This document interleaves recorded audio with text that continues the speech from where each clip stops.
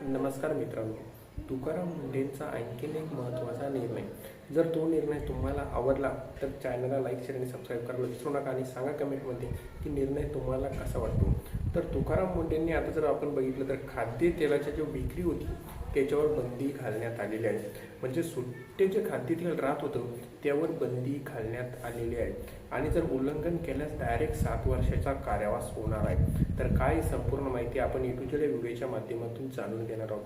तत्पूर्वी मित्रांनो, जर तुम्ही चॅनलवर नवीन आला असाल तर चॅनलला लाईक, शेअर आणि सबस्क्राईब करायला विसरू नका, कारण ही महत्त्वपूर्ण अशी माहिती आम्ही तुमच्यासाठी घेऊन येत असतो. त्यामुळे चॅनलला एक लाईक, शेअर आणि सबस्क्राईब करायला विसरायचं नाही. चला तर आपण आपल्या व्हिडिओला सुरुवात करूया. तर आपला जो महत्त्वाचा विषय आहे मित्रांनो, ते म्हणजे सुट्टे जे खाद्यतेल आहे त्याच्या विक्रीवर आता बंदी घालण्यात आलेली आहे आणि त्याचे जर उल्लंघन केलं तर 7 वर्षाचा कारावास सुद्धा होणार आहे. चला बघूया काय सविस्तर माहिती. राज्यात सुट्ट्याच्या खाद्यतेलाच्या विक्रीवर पूर्णपणे बंदी घालण्यात आलेली आहे असल्याची माहिती जी आपल्या अन्न आणि प्रशासन जे आयुक्त आहे तुकाराम मुंढे यांनी दिलेली आहे. त्यांनी असं सांगितलं आहे की सुट्ट्या तेलाची विक्री करणाऱ्याला घाऊक अथवा किरकोळ विक्रेत्यावर कठोर कारवाई केली जाणार असल्याची माहिती त्यांनी दिली आहे. कायद्याचे उल्लंघन करणाऱ्या व्यक्तीवर 7 वर्षापर्यंत कारावासाची शिक्षा सुद्धा होणार असल्याची माहिती त्यांनी सांगितलेली आहे. त्यावरील 3 लाखापासून ते 10 लाख रुपयापर्यंत दंड सुद्धा आकारण्यात येणार असल्याची माहिती सुद्धा त्यांनी दिलेली आहे. म्हणजे 7 वर्षाचा कारावास तर होऊ शकतो, परंतु 3 ते 10 लाखापर्यंत दंड सुद्धा आकारला जाऊ शकतो अशी सुद्धा माहिती त्यांना दिलेली आहे. मुंडे यांनी पत्रकार परिषदेमध्ये असे सांगितले आहे की सुट्ट्या खाद्यतेलाच्या विक्रीवर बंदीची घोषणा केलेली आहे. 2011 साली आपल्याकडे FSSAIचा कायदा आणण्यात आलेला होता. त्यानुसार परवाना असणे आणि नियम पाळणे अपेक्षित आहे, त्यांनी असे सुद्धा सांगितलेले आहे. याबाबत तपासणी केली असता 12 प्रमुख त्रुटी आढळून आल्या आहेत. खाद्यतेल निर्मात्या अनेक उत्पादकांकडे लायसन्स रजिस्ट्रेशन सुद्धा नाही. त्यामध्ये जर बघितलं तर खाद्यतेल मोठ्या प्रमाणात भेसळ आढळलेले आहे. ॲसिडिटी असो औद्योगिक ट्रान्सफर आढळलेले आहे. त्याचबरोबर त्यांनी सांगितले तेलाचा जो खरा स्रोत असतो तसेच उत्पादन दिनांक लपवण्यात येते. म्हणजे जी उत्पादन दिनांक असते ती सुद्धा लपवण्यात येते.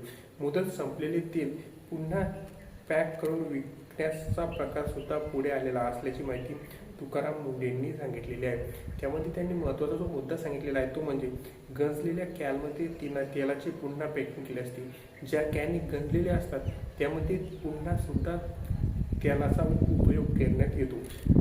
अंक मार्कशिवाय तेल विक्री केली जाते.